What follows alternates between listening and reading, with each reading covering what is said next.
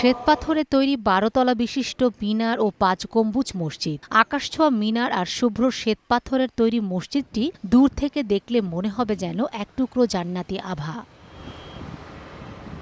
৭ বছর ধরে প্রায় ৭০,০০০ শ্রমিকের কর্মঘণ্টায় গড়ে উঠেছে এই শিল্পকর্ম। ২০১৯ সালে শুরু হওয়া এ কর্মযজ্ঞ শেষ হয় চলতি বছরের জানুয়ারিতে। মসজিদটির প্রবেশমুখেই ২০ ফুটের শ্বেতপাথরের বিশাল দরজা। সেখান থেকে মূল ভবন পর্যন্ত বিস্তৃত ১৫০০ স্কয়ার ফিটের খোলা চাতাল। এর বিশেষত্ব হল প্রখর রোদেও এই পাথর গরম হয় না, ফলে স্বাচ্ছন্দ্যে নামাজ পড়তে পারেন মুসল্লিরা। আমি আর ম্যাগি, স্বাদ ও ভালোবাসার দারুণ জুটি ফ্রম নেসলে। স্থাপনাটির মূল অবকাঠামোয় রয়েছে ৫টি গম্বুজ।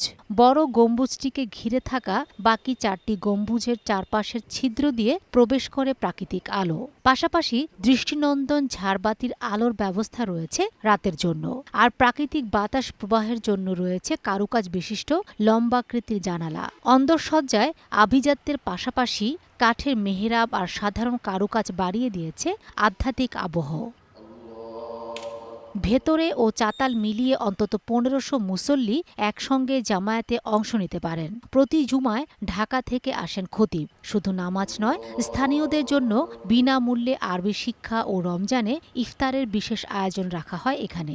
রয়েছে নিরাপত্তা রক্ষীসহ পার্কিংয়ের ব্যবস্থা। এই মসজিদে অনেক দূর দূরান্ত থেকেই মুসল্লিরা আসে। এখানে একজন মুসল্লি আসলে তার মনের যে একটা আত্মার শান্তি সেটা সে অনুভব করে। মুসল্লিরা এটা করাতে খুবই আনন্দিত। আমরা আশেপাশে সবাই জামাতের সহিত নামাজ পড়তে পারি। এখানে বিশেষ করে একটা মিনার হয়েছে ১০ তলা ১১ তলা। সেই ১১ তলা মিনারটা চৌগাছা যশোর অঞ্চলের সবচেয়ে বড় মিনার। নামাজ পড়ার সময় যে এত ভালো লাগে সে বলার মতো না, আর লোকজন যে এত হয় তা সে বলবো না।